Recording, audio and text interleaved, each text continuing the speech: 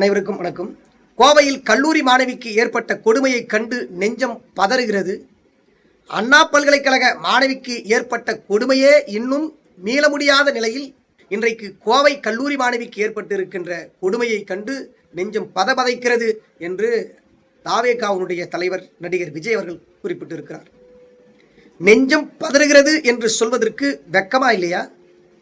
அண்ணா பல்கலைக்கழக மாணவிக்கு ஏற்பட்ட கொடுமையோ, கோவை கல்லூரி மாணவிக்கு ஏற்பட்ட கொடுமையோ யாரும் நியாயப்படுத்தவில்லை.